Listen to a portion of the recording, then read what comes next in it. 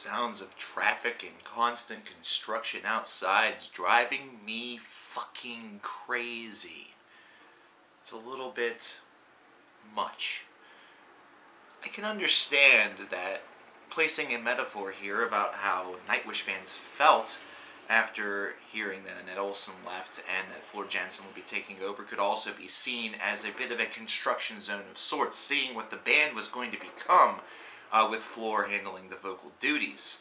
And with their drummer suffering from insomnia, they had to tap into some other resources there, most notably the Winterson drummer, Kai.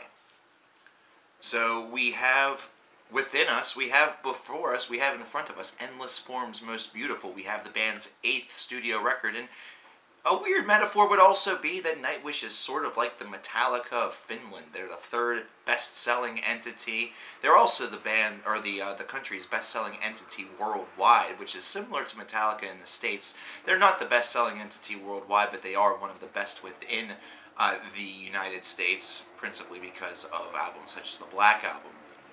Now that you're all ready to kill me for making that dreadful comparison, let's get to talking about this record. What did Fleur Jensen offer? Is this an album that is really worth bumping uglies with? Such great discs such as Dark Passion Play or Wishmaster, things of that variety. Does it hold a candle to Imaginarium, which was very highly regarded within this community? Well, whenever we listen to this and whenever we realize what Floor Jansen has been able to do prior to Nightwish in After Forever, for example, we realize that she's an exceptionally capable and talented vocalist. This is not without reproach. This is not something that we debate. We know that she has the capability. She is marveled and very much an influence to a lot of young vocalists that are out there. And bringing this level of talent to Nightwish and bringing this level of mystique to Nightwish was a good move, but also it was an exceptionally good move from a musical standpoint, from the way in which she's able to carry.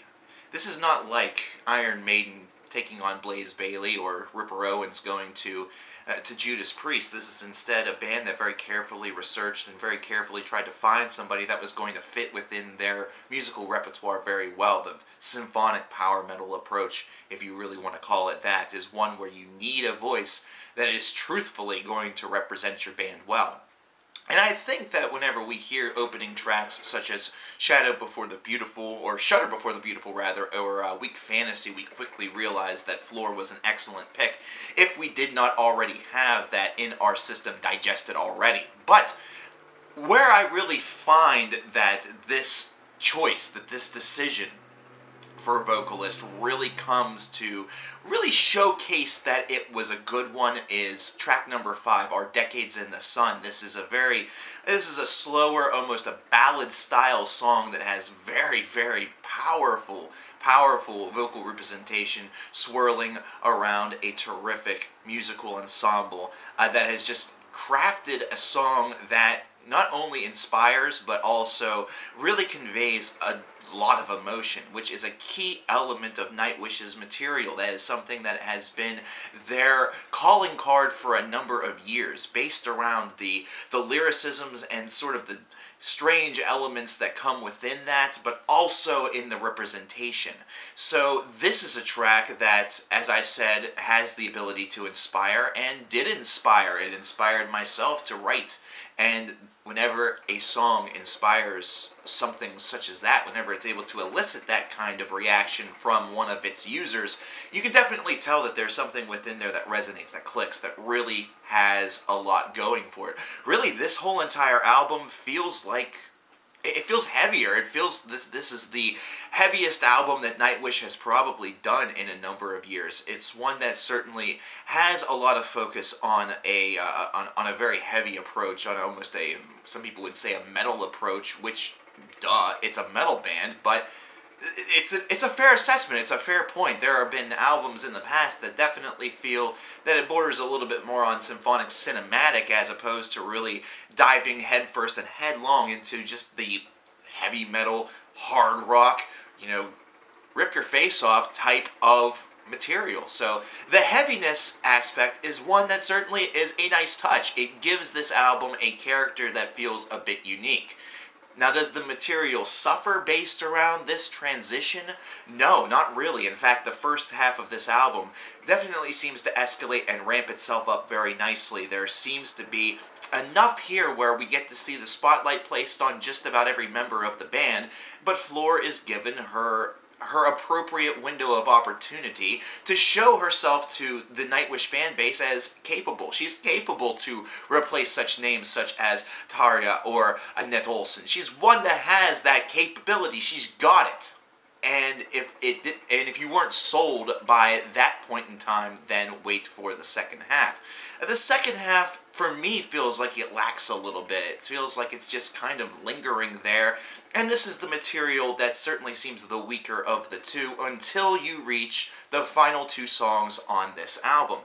Firstly, we have a 6-minute long instrumental, The Eyes of Shabbat Gula. And this is an interesting track in the fact that it was based around Tomas, I believe, was reading... I think it was a National Geographic magazine, if I recall the interview correctly, and there was a photograph that haunted him of Shabbat Gula.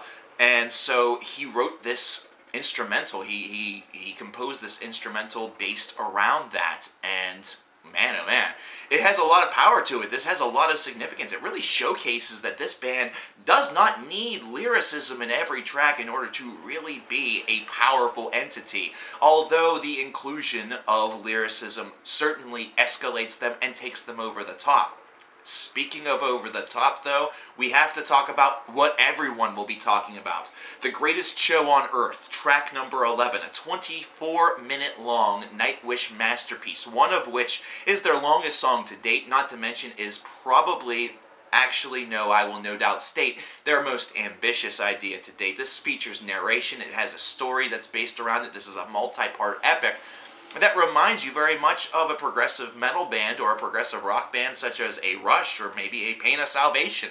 It has a lot of feeling and a lot of emotion to it. It's one that does all of the staples, moving in waves, and really having the showcase be the music really guiding this track from piece to piece, from part to part, and Fleur absolutely nails it on this song. Her vocals are very, very good. It reminds me just the same of Our Decades in the Sun or some of her previous material. And After Forever, she just absolutely nails this. This is one that's very, very well tailored, exceptionally well executed. The material itself, the lyrical content, for some may seem a bit lofty, may seem a little bit, it may seem a bit haughty. However, whenever you strip away that and you include both the content and the music, the performances and the musicality, the composition of this song is truthfully the highlight. That is what actually makes this track what it is. These are 24 minutes that pass by almost instantaneously. It's not one that feels as though it drags for the entirety of the portion of time in which it is removing from your life. It's instead an enjoyable experience that you aim to repeat and enjoy once again later in the day or just later in your life. Overall, for a first album with Fleur, I feel many great things are ahead of us for Nightwish as not only a unit but also as a group in general, as a force. This is a band that really kind of needed after having everything happen with Tarja and then everything with Annette. It really always needs to have that first album with a new singer to be a real killer, to be one that really just captivates. Dark Passion Play did that whenever Annette joined the fold, and I really think that Endless Forms Most Beautiful is going to be up there, but it's not going to really reach that same mystique level. I think that the band really hit their peak with Dark Passion Play because there was a lot that was kind of encircling around it, and plus there were singles, and it was really considered to be their United States breakout album, and the United States is, well, it's kind of an important market. I hate to say it. I hate to sound like that asshole, but it's the truth. But I think this album's going to hold its own. I think it's going to bring a lot of joy to a lot of people, and I think a lot of folks are going to find it to be extremely competent. Myself, I think that the second half really does lack a little bit. I think that the first half is certainly the stronger of the two, until, of course, you get to those last two tracks, and then it just absolutely nails it out of the ballpark. This is a long album. I'm not going to lie. This is one that can overstay its welcome to some users, but all I have to say about that is that you should push yourself through with this album. principally because the last two songs on this track, the last 30 minutes of this disc, really, really are worth it. It pays off so much, and it pays so many dividends in the end that it's worth going through all of that just to get there. I would probably give this album an 81 out of 100.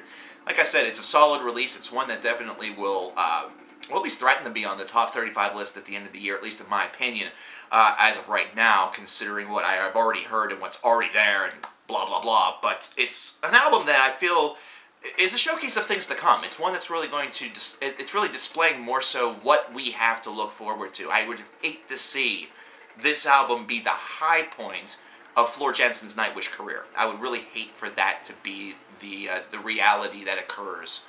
But it's possible. What did you guys think about this album? What do you guys think about Endless Form's Most Beautiful? Did you like it? Did you hate it? What do you think of Nightwish? Do you think Floor is a great pick for a vocalist, or were you partial to Annette, or do you wish that Dario, the band, would just kiss and make up? I'm coverkillernation, and I don't know, there's some people I'd like to kiss and make up with, even if I did nothing wrong. That was creepy. Whoa.